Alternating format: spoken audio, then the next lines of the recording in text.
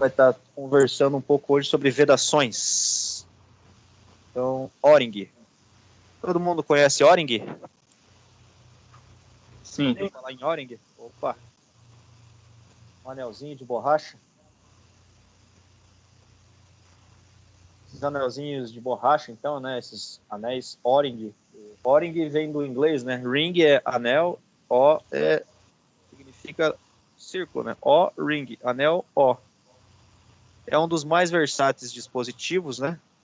De vedação. Ele garante vantagens diante de outros sistemas de vedação, com aplicações de diversos sistemas, tanto hidráulicos quanto pneumáticos. Lá, naquele conjunto da comando de válvulas ali do sistema hidráulico, vocês podem desmontar esse sistema com as solenoides eletromagnéticas ali, vocês desmontarem e tirarem aquela sistema do comandinho de válvula, vocês vão ver que tem alguns anéisinhos de borracha. Os anéisinhos são os anéisinhos O-rings. Algumas situações, em alguns bicos de injeção de veículo, tem na ponta do bico de injeção lá os anéisinhos O-rings para fazer a vedação lá dentro do motor lá. Eles absorvem temperatura, não derretem fácil, né? Então eles são termofixos, são maleáveis, mas são rígidos, né? Não derretem tão fácil. Então, o anel O-ring é um tipo de junta ou gacheta mecânica cuja seção é circular, projetado para o assentamento em uma ranhura e comprimindo durante a montagem entre duas ou mais partes, criando uma selagem na interface. Então, ele pode ser de face, pode ser dentro de um canal. A gente vai estar vendo aqui como a gente calcula, né, a profundidade desse canal. O anel O pode ser utilizado em aplicações estáticas ou dinâmicas, onde exista movimento relativo entre as partes e o anel O-ring. Exemplo de aplicações dinâmicas incluem eixos de bombas rotativas e hastes de cilindros hidráulicos ou pneumáticos. Então, esses anéis, eles são padronizados aí, ISO, Standard, né? International Standard Organization. Pela ISO, eles têm um código tabelado, e esse código, ele garante as dimensões com uma tolerância. Então, nós temos aqui a seção do O-ring, com um diâmetro interno e uma tolerância. Então, 1,78 seria o diâmetro da seção do O-ring, né, o W, se vocês olharem ali o W. Então, o W é o diâmetro da espessura do O-ring, né, o diâmetro da seção do O-ring. Se você tivesse cortado ele, ali seria, então, o diâmetro de 1,78. Existem outras espessuras, né, tem 2,62, 3,50 e pouco, existe 5 milímetros, existem vários diâmetros de seção de O-ring, e são todos padrões. Então aqui nós temos um catálogo da Parker. Parker é uma das fornecedoras aí de vedações e cilindros pneumáticos. Então aqui nós temos um catálogo da Parker. Então a gente pega um código qualquer aqui, por exemplo, 2020. O diâmetro interno desse O-ring ele tem que ser de 21,95 milímetros, podendo variar mais ou menos uns 2 décimos e 3 centésimos na medida. Então, o número do código é o 2020, certo? Esse é o código. Assim como no rolamento, em qualquer outra situação, existe um código, né? Ou, por exemplo, aqui o número do código tem o número da Orion e tem o código internacional. Esse código internacional, se a gente pegar lá o 2020, ele tem que garantir a mesma medida que o outro fornecedor. Então, se você pegar o mesmo código de qualquer fornecedor, assim como no rolamento, né, SKF, NSK, aqui pode ser Orion, ou pode ser Parker, ou qualquer outro fornecedor, a medida interna tem que ser a mesma, as dimensões têm que ser as mesmas. Tranquilo? Existem maletas que vocês podem estar adquirindo, né, comprando, e elas vêm com várias dimensões de O-rings aí. Então, você pode estar comprando com várias medidas. Esses O-rings, eles não são emendados, né? Eles são um anelzinho perfeito, eles são fabricados com aquelas medidas ali padronizadas. Mas você também pode estar comprando em cordão. Pode estar cortando ele e fazendo uma medida que você quiser. Aí como é que você cola? Tem que cortar em diagonal, né? Corta ele em diagonal, coloca dentro da ranhura lá, faz a medida que você precisa e corta com estilete e passa um super bonder. Não pode exagerar no super bonder, né? É uma películazinha superficial, encosta um no outro, cola. Se colar com muita cola, passar super bonder em mais partes, ele vai secar e vai começar a trincar. Ele seca, né? Fica seca aquela casca de super bonder ao redor do cordão e pode começar a trincar. Em vez de então você está fazendo uma colagem aí do cordão, você pode estar colocando cola demais, pode estar danificando mais rapidamente aí o teu cordão, dependendo do esforço que ele vai ter, se ele vai ter um esforço de deslizamento ali, alguma coisa assim. Se for de esmagamento, se passar muito O-ring a hora que esmagar, ele vai trincar e vai rachar.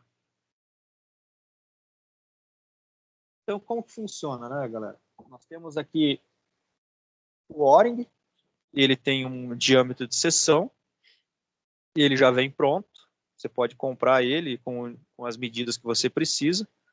Ou quando você desmonta, você pode estar medindo. Vamos supor que o teu O-ring está todo detonado, está todo destruído, você não consegue nem saber qual que era a medida que era esse anel que já está gasto ou destruído, né, por causa do trabalho. Então, tem através de você pegar as medidas do alojamento, você vai descobrir qual que é o O-ring que vai naquele alojamento. Então, agora a gente vai estar verificando alguns cálculos simples aqui, bem básicos, de área. Vocês lembram como é que calcula a área de um retângulo ou de um quadrado?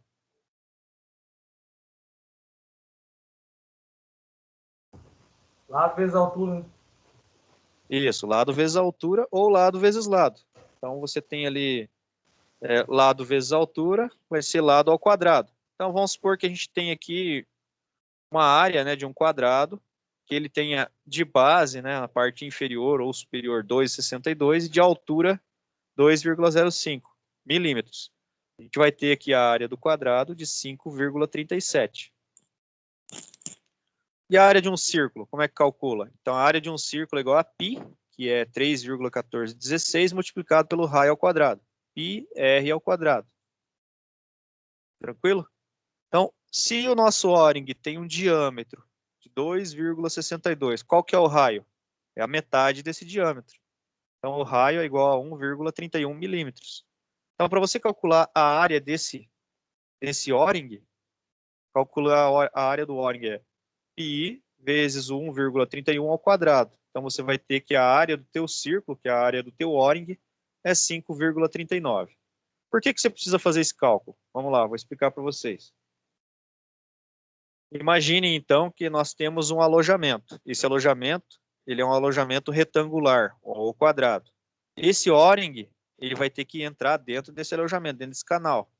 Quando esse O-ring for esmagado, ele vai ter que absorver o formato desse canal. Então, ele vai esmagar, né?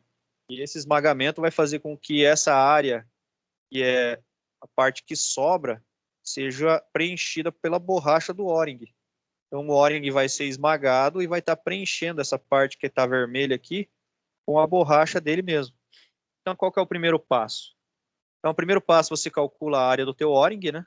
Você pega teu O-ring, você sabe que ele tem 2,62 de seção, lá o W. Então, você já sabe que o raio dele é 1,31. Então, se você pegar essa área, esse raio, elevar ao quadrado e multiplicar por π, você vai ter a tua área do teu círculo em centímetros, milímetros quadrados. Isso aqui é tudo em milímetros. Qual que é o segundo passo? Você tem que calcular qual que é a profundidade do teu alojamento.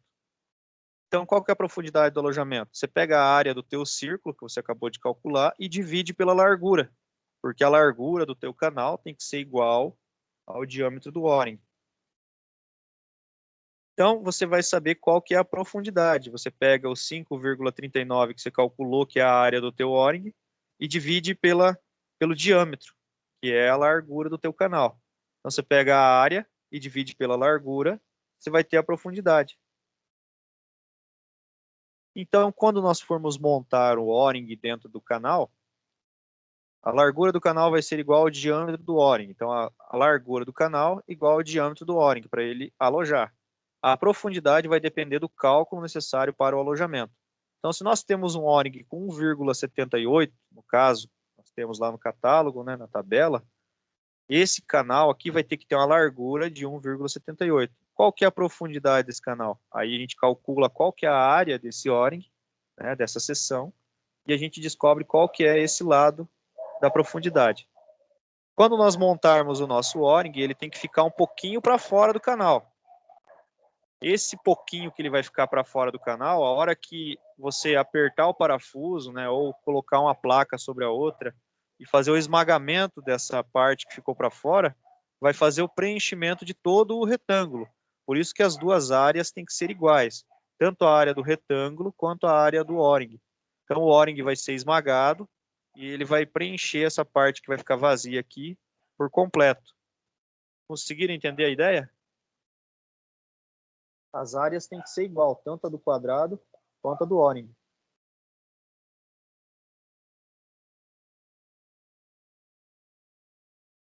Tranquilo? Ninguém quer falar nada? Vou mostrar aqui na tabela.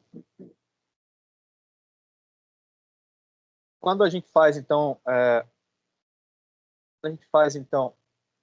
o fechamento das placas ou a montagem do sistema e o O-ring é esmagado, e a área do O-ring, a área de seção do O-ring for maior que a área do alojamento, ele vai começar a fazer o quê? Vai fechar, vai dar pressão, e às vezes você vai apertar o parafuso e a placa não vai fechar, porque ele vai preencher o espaço lá que estava vazio dentro do alojamento e ainda vai sobrar borracha. Então, essa borracha que sobra, ela impossibilita de estar fazendo uma vedação de placa com placa. Então, o que pode acontecer é a placa ficar um pouquinho aberta. Ficando um pouquinho aberto, conforme vai trabalhando, vai tendo esmagamento, e ela pode começar a vazar, porque daí vai dar folga no parafuso. Você apertou o parafuso, esmagou, a placa ficou um pouquinho aberta, o O-ring está ali vedando, aí começa a trabalhar, vai forçando, o O-ring vai esmagando, vai ficando mais fino, quando vê o parafuso começa a dar folga na cabeça dele, ali no aperto, por causa que a placa ficou aberta, começa a dar vazamento de água ou de ar. Então aqui a gente tem alguns exemplos, né, de alojamento. O alojamento não precisa, né, ser exatamente do lado menor ou maior, né? Tipo, por exemplo, você pode ter um canal um pouquinho mais largo, com uma folguinha dos dois lados, mas o cálculo tem que ser em relação à área da seção do O-ring. Aqui nós temos um canal um pouquinho angular, né? Se o O-ring desliza dentro de algum componente que seja retificado, né, não pode ser áspero, esse componente não pode ter uma parede áspera, que senão ele vai raspar e vai acabar degradando o nosso O-ring. A parede, então, tem que ser retificada com o mínimo de, digamos assim, rugosidade possível. E de preferência lubrificado com óleo pneumático. Então, quando o êmbolo desliza, a parte, então, onde o O-ring é passado tem que ser retificado. Quando é um eixo que desliza, então, né, o eixo tem que ser lubrificado. O O-ring fica parado e o eixo, né, a haste fica deslizando. Aqui no caso é o contrário, né, então é o O-ring que desliza e a camisa fica fixa. Também pode ser utilizado em montagens, né, então tem um canal, você coloca o anel O-ring dentro e aperta os parafusos. Também pode ser usado no bujão, né, em algumas situações lá do óleo, da troca de óleo da moto, por exemplo. Você tem lá a parte do superior onde você abre para colocar o óleo. Normalmente tem um anelzinho de O-ring ali, onde você vai colocar, né, o óleo da moto. Então aqui nesse caso, se tiver um furo nessa camisa, tiver um furo e esse O-ring ficar passando por aqui, ele vai acabar cortando. Ele vai passar dentro do furo e vai sofrer um impacto ali, pode acabar rompendo, sendo descascado. Então, existem algumas situações em que acontecem, né, com essa borrachinha, com esse anelzinho, que é na hora de montar, você pode estar montando ele com atravessado na placa, ou na hora de você for apertar o parafuso, a placa dá uma deslizada e ele morder. Então, existem várias situações aí podem estar acontecendo na hora de montar esse O-ring. Se você montar ele e ele deu aquela mordidinha ali, logo começa a vazar, ou instantaneamente depois de você dar o start no equipamento, ele começa a vazar óleo ou ar. Ele também é utilizado em gachetas.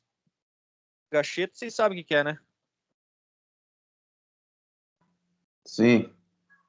A gacheta fica dentro aí do sistema pneumático de cilindros pneumáticos, né? E normalmente eles utilizam essas gachetas aqui com um O-ringzinho junto. Esse O-ring ele fica dentro desse canal da gachetinha ali para dar um pouquinho mais de pressão na gacheta, entre as paredes. Então ele serve ali para ser alojado ali dentro, né? A gacheta já tem um O-ring padrão, às vezes quando você compra já vem com esse O-ring. Quando há necessidade de você estar utilizando. Existe a possibilidade de você estar tirando esse O-ring também, né? Não há necessidade de você estar utilizando ele, se você não quiser, se achar que a carga é muito alta. Mas ele está ali para ajudar aí a absorver, né, esse esforço. Existem vários tipos de gacheta também padronizadas, né? Existem gachetas aí com vários formatos de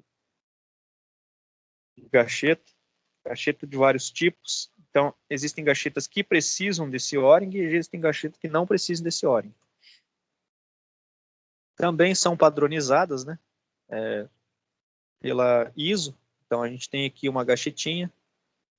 Por exemplo, a gacheta 9695, se a gente pesquisar no Google, gacheta 9695, ela vai vir com essas dimensões. Diâmetro interno de 10, então esse é o diâmetro do eixo, e diâmetro externo de 16, e a altura de 5,7.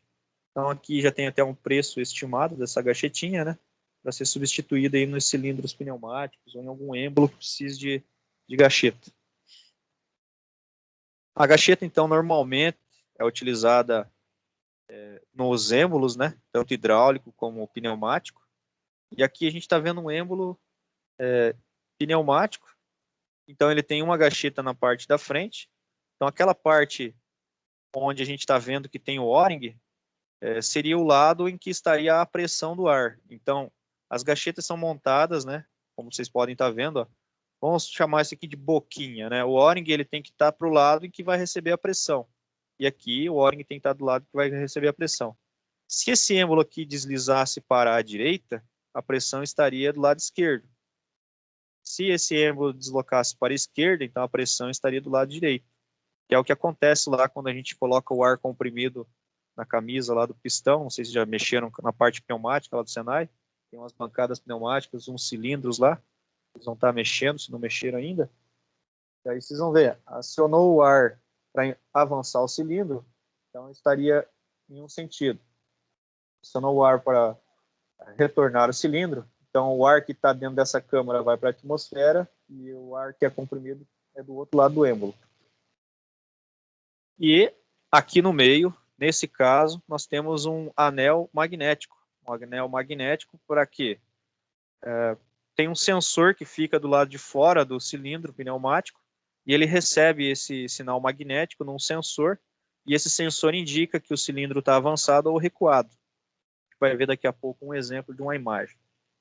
Aqui é uma ferramenta que existe para venda no mercado, né? Existem alguns fornecedores aí que vendem, para colocar a gacheta em um ponto em que você não tem acesso fácil, né? Então você tem lá um acesso difícil, mas você consegue visualizar, mas não consegue colocar a mão, ou não consegue colocar os dedos lá dentro para estar fazendo esse alojamento interno. Então ela dobra, né, a gacheta, você coloca lá dentro do alojamento e desdobra ela lá dentro. Então a gacheta encaixa certinho lá dentro dessa ferramenta.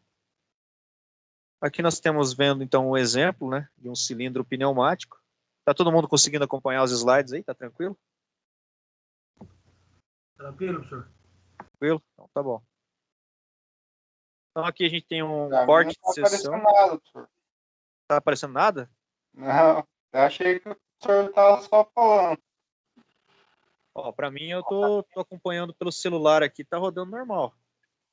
Tem mais alguém que não tá vendo nada? Não, o meu tinha acontecido isso, eu saí da sala e voltei, daí ficou normal. Ficou normal. O meu tá desde o começo, assim. Nem apareceu. Eu tô com duas máquinas, né? O celular e dois computadores para tentar acompanhar as imagens, e no celular tá indo tranquilo. Só que no outro computador tá. Eu saí e vou tentar acessar novamente para ver.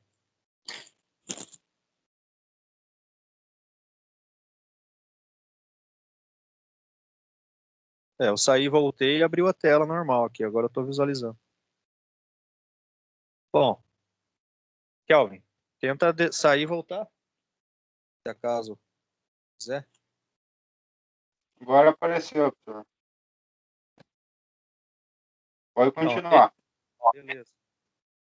Qualquer coisa, vocês dão um toque aí.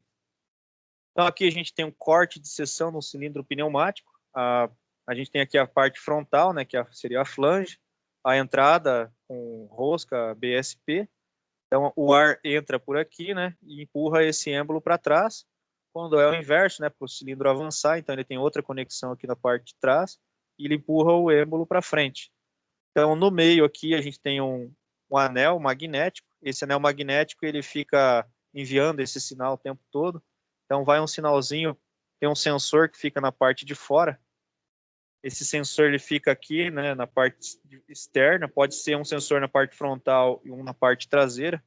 E ele recebe esse magnetismo desse anel magnético e envia um sinal lá para o CLP, dizendo, o meu cilindro está avançado ou está recuado. Ou, né, dependendo da programação, você pode estar falando para a máquina não exercer algum outro tipo de movimento, a não ser que tenha recebido esse sinal. Então fica aí N situações que vocês podem estar utilizando aí esse sinal magnético. A parte, então, do meio aqui seria a camisa. A gente teria aqui a haste, a rosca, né? É uma rosca sempre mais fina do que as normais, né?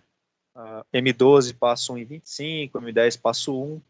Canal de chave, a gente vai ver daqui a pouco um catálogo, né? Que vai mostrar todas essas medidas aí. Então, os cilindros pneumáticos têm uma ação rápida com um impacto rápido e seco, quando ligados diretamente à fonte de ar, podendo ser variado através de reguladores de vazão. Então, existem aí algumas conexões pneumáticas com reguladores de vazão. Possuem força de carga inferior à dos cilindros hidráulicos. Então, a parte hidráulica sempre vai ser mais forte do que a parte pneumática. Você quer velocidade, você trabalha com o cilindro pneumático. Você quer força, né, que é pressão, você trabalha com cilindro hidráulico, que é carga, né? Para você ter uma carga de um cilindro pneumático igual à de um cilindro hidráulico, você tem que aumentar, então, demais o diâmetro do teu êmbolo, da tua camisa. Então, não compensa, dependendo do esforço que você precisa, usar um cilindro pneumático muito grande. Às vezes compensa você colocar um cilindro hidráulico pequeno para exercer o mesmo esforço. Aqui a gente tem alguns exemplos de cilindro pneumático, né? Tem um cilindro pneumático atirantado, que tem essas hastes com porca e rosca, né, para segurar as flanges no local, e tem cilindros que já são com camisa parafusada aí, com as flanges na parte de trás, com parafuso mesmo normal. Esse que está aqui no meio, então, é um cilindro de haste passante, né? Então, dependendo do que você precisa, você pode estar aí comprando, né, através de um catálogo. Vocês entram nos fornecedores e conseguem aí N tipos de cilindro com N tipo de situação. Então, aqui é um exemplo, né? Eu quero comprar um cilindro, mas qual que é o cilindro? Então, você tem que comprar um cilindro, né? Esse aqui é um DNC, dupla ação, cilindro comum. Então, ele tem um avanço e um retorno por ar, né? Aqui seria, então, o diâmetro do cilindro, o diâmetro do êmbolo do cilindro, 32. Aí aqui estão as dimensões através do catálogo do fornecedor. Então, a gente sabe, então, qual que são as roscas, por exemplo, diâmetro B. Cadê o diâmetro B? Vamos ver se a gente acha o diâmetro B. É aqui atrás. Ó. Se você quiser fazer um alojamento para esse diâmetro B, você vai saber que o diâmetro ali é 30. AM. Cadê o AM? Então, a gente tem que achar aqui onde que está o AM. Aqui. É o comprimento da rosca até a parte do diâmetro maior, MM. Então, é 22. Então, a gente sabe que da ponta da haste do cilindro da rosca até o final da rosca, já junto com o alívio, tem 22. E assim por diante. DD, então, seria a rosca M6. Então, DD é dentro, ali tem uma rosca M6 e assim por diante. Então, na hora de vocês comprarem o cilindro, vocês já vão ter todas as informações antes dele chegar.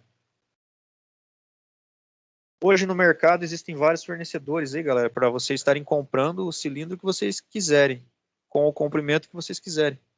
Então vocês podem estar entrando nos sites aí, comprando os kits prontos. Então ele vem aqui com flange frontal, flange traseiro, já vem tudo prontinho, e vem o êmbolo para montar. Você só tem que fazer o quê? Comprar a camisa com o comprimento que você quer. E a haste, né? Então você tem a tua haste, às vezes já tem a haste, você está com o teu cilindro quebrado, rachou a camisa, amassou, não está dando mais para trabalhar, você pode estar comprando as partes separadas e substituindo, fazendo essa substituição do tamanho do cilindro que você precisar. Pode estar entrando em contato aí com o fornecedor e o fornecedor já te manda já com as medidas que você quer. As conexões, então, né, variam, podem ser aí, então, com 1/4 BSP, 1/8, 3/4, meia polegada, 1 polegada. Então, varia aí de tamanho de camisa, né? Dependendo do tamanho da camisa, do tamanho das flanges, aí você vai ter que estar comprando as conexões. Então, essas conexões podem ser conexões retas, pode ser joelhos, né, 90 graus, pode ser T. Então, aqui você tem inúmeros tipos de conexões aí para vocês podem estar utilizando esses cilindros pneumáticos. As mangueiras são utilizadas, são mangueiras azuis, PU, pode ter mangueira de outra cor, pode ter transparente, pode também. Vai depender do gosto do cliente aí. A transparente, você pode estar visualizando se tem impureza na tua rede pneumática, né? Tem muito óleo, muita umidade. Com a transparente, você consegue estar visualizando isso daí. As roscas nas pontas das hastes, tanto pneumática quanto hidráulica, são um passo mais fino, pois o passo fino garante maior resistência durante os esforços. Então, um passo mais fino garante aí um impacto, né? Esse impacto, que é do cilindro pneumático, torna um pouco mais resistente a rosca mais fina, porque tem uma profundidade menor, né, do que as roscas normais. Normalmente vai ser uma rosca padrão, né, a BNT, ISO, mais fina. Se for M12, vai ser, a normal seria 1,75, né, M12 vai ser aí 1,25. M10 passo 1, né, normalmente a M10 é passo 1,5. Então aqui a gente tem uma válvula solenoide, né, ela é com solenoide aí, com avanço aí eletromagnético. Então envia um sinal, ele magnetiza e faz o avanço. E o retorno é por mola. A hora que desmagnetiza, o sistema retorna por mola e o cilindro recua. Retentores. Gacheta, tranquilo, né? A gente viu então as gachetas, para que elas servem, né? Para trabalhar aí com a rede pneumática hidráulica dentro do êmbolo. Aqui no cilindro, normalmente também tem uma outra gacheta para esse ar, quando ele está fazendo o cilindro recuar, né? Como tem a haste, ele tem uma outra gacheta aqui que segura a pressão aqui dentro, para ela não escapar ao entorno aí da nossa haste, entre a haste e a flange frontal. Então a gente tem aqui outra gachetinha, né? Que fica segurando o ar aqui dentro.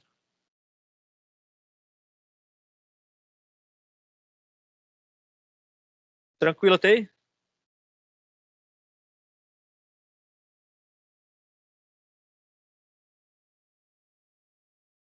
Então, os retentores, galera, eles têm a função principal de reter óleos, graxas ou outros tipos de fluidos que devem ser contidos no interior de uma máquina, evitando também a entrada de impurezas do meio externo, como, por exemplo, terra, areia, poeira, etc. Ali na bengala da moto, a gente tem um retentorzinho, não sei, vocês já chegaram a trocar o retentor da bengala, e tem normalmente um raspa-pó. Primeiro tem uma borrachinha em cima, um raspador de pó, depois tem o retentor. O que acontece? Conforme o tempo vai passando, esse retentor ele tem uma parte metálica aqui dentro, né? E ele vai desgastando a parte externa que é de borracha, e a parte de borracha saindo começa a entrar em contato o metal do retentor. Então ele tem uma parte interna que ela é metálica. Essa parte metálica ela começa a raspar na haste ali da bengala, né? Que é retificada, começa a vazar o óleo por ali. Então, normalmente, se você não troca esse retentor de tempos em tempos, ele estoura, dependendo da pressão, E se você não trocar ele logo que ele estourar, ele começa a riscar a haste ali, você condena e não tem mais o que fazer, você tem que trocar a haste. Então existem vários tipos, tamanhos, né, também. Ah, vários fornecedores. E nos cilindros hidráulicos, na maioria das vezes, temos então um raspador que fica naquele ponto onde fica o sensor, né, o magnetismo lá do êmbolo, que recebe o sinal do sensor. Normalmente aqui é substituído no cilindro hidráulico por um raspador. Esse raspador é o cara que fica em contato com a camisa. Ele fica no meio do êmbolo aí do cilindro hidráulico. Então, nas duas pontas, digamos assim, nos dois canais, fica ali então as gachetas, né? E no meio fica esse raspador. Esse raspador ele entra em contato com a camisa. Ele é de um material de borracha, né? Ou é Viton, ou é outro material. E ele fica ali raspando. Então, esse diâmetro desse êmbolo, ele é um pouco menor do que o diâmetro interno da camisa. E esse cara, que é o raspador, ele faz com que haja uma centralização e um raspamento desse óleo que fica aí, tanto na parte para frente quanto para trás. E os êmbolos, né, funcionam da mesma forma que os cilindros pneumáticos, então. Quando o óleo é bombeado para dentro da parte da câmara frontal, faz o recuo do cilindro, e quando é inverso, faz o avanço da haste. Aqui na parte frontal, né, do cilindro, a gente também tem uma outra gacheta que segura esse óleo para ele não vazar entre a haste e a flange. Como o cilindro hidráulico tem uma pressão bem maior do que o cilindro pneumático, é muito provável que vocês vão encontrar ele sempre atirantado ou com uma parte bem mais reforçada aqui de fixação dessas flanges. Então, se você coloca simplesmente um parafusinho aqui, a carga hidráulica do cilindro hidráulico ela é muito mais elevada do que a carga pneumática. Então faz o quê? Pode estourar esses parafusos. Então eles fazem a fixação através de barras roscadas ou tirantes, né? Para suportar essa carga dessa pressão de óleo. Então a gente vai estar entrando no fornecedor aqui, nesse Marv Tubos. Vou mostrar para vocês aqui. É uma empresa que ela trabalha na área de tubos, conexões, cilindros hidráulicos.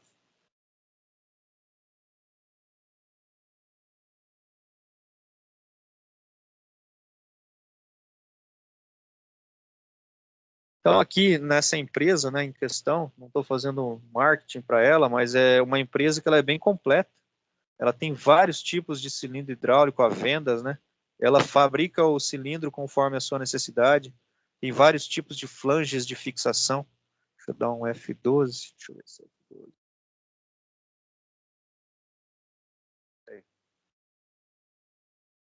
Então, aqui a gente tem vários tipos de cilindro hidráulico, cilindro com haste passante, fixação com rolamento nas pontas, né? Então, existem vários tipos de ponteiras aí que vocês podem estar pedindo. Às vezes quebram a máquina e vocês não têm um cilindro à venda padronizado, vocês têm que mandar fazer. Podem estar entrando em contato aí com a empresa, ela vai estar fornecendo, né, esse kit já pronto, na medida, já se for soldado, ela já manda soldado, já manda o cilindro pronto, montado. Então, fica aí um exemplo, né, para vocês estarem entrando aí em contato, caso precisarem, com essa empresa aí, Marv Tubos.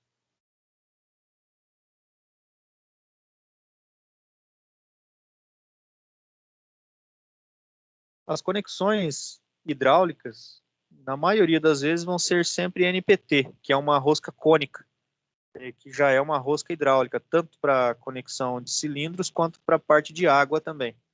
As conexões sempre vão ser mais reforçadas, né? Sempre vão ser metálicas, níquel de metal, conexões de metal, e as mangueiras também sempre vão ser mais reforçadas. Então as conexões já vão ser com uma rosca mais reforçada, né? Vocês podem estar vendo. E as mangueiras não vão ser aquela mangueirinha simples azul. Já vai ser uma mangueira com malhas de metal, né? De aço ao redor.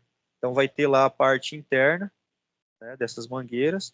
As mangueiras têm então um emborrachamento interno, aí tem uma manta de metal, outro revestimento de borracha, outra manta de metal, digamos assim, uma limalha como se fosse uma tela. Quanto maior for a carga que essa mangueira vai estar recebendo, maior a quantidade de proteção que ela vai ter que ter. Aqui é um exemplo de kit, né? Você compra ele pronto. Então você tem os êmbolos, tem a haste com a rosca já pronta. Você monta isso aqui e põe para trabalhar. Então qual que é a diferença da gacheta para o retentor, né? Os dois sistemas possuem a mesma finalidade, só que os elementos são diferentes. As gachetas são feitas com materiais parecidos com cordas, barbantes, podem ser dobradas e amassadas. E isso não vai interferir. Depois que você amassou, ela volta ao normal. Já o retentor não, ele tem uma parte interna que é de metal. Se você chegar a amassar, ou bater, ou entortar, ele não vai voltar mais ao normal. Então ele vai dificultar aí a montagem, já vai estragar e vocês não vão ter mais a vedação ideal. Tranquilo, galera? Tudo beleza?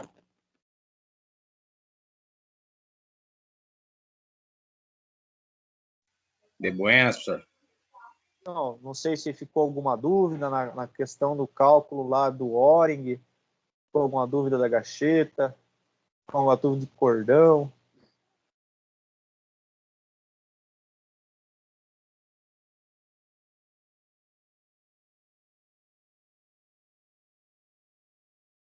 Se alguém tiver alguma pergunta aí, pode ficar à vontade.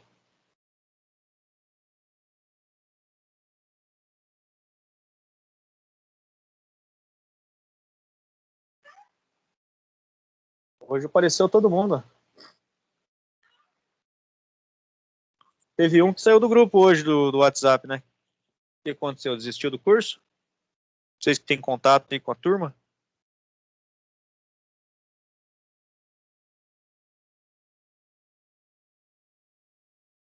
Sigo o nome desse cara.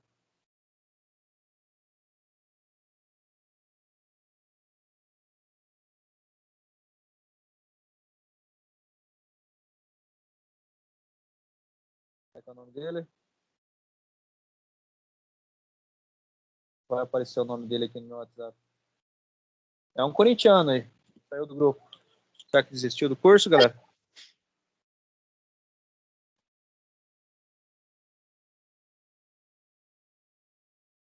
É o Luiz, professor? Tava olhando aqui. É final 9220 do telefone dele. Ah, é o Luiz Henrique? Luiz Henrique. Ele não falou nada pra vocês. Saiu do grupo do Não, WhatsApp. vamos lá. Bom, paciência, né? Bom, pesada. Da minha parte seria isso. Vamos estar entrando em contato de novo com vocês aí na quinta-feira. Vou mandar esses slides aqui para vocês, né? Se acaso quiserem receber, eu vou estar mandando no grupo, só fazer o download. Daí vou mandar o link da aula de hoje também no grupo. E quinta-feira a gente conversa de novo.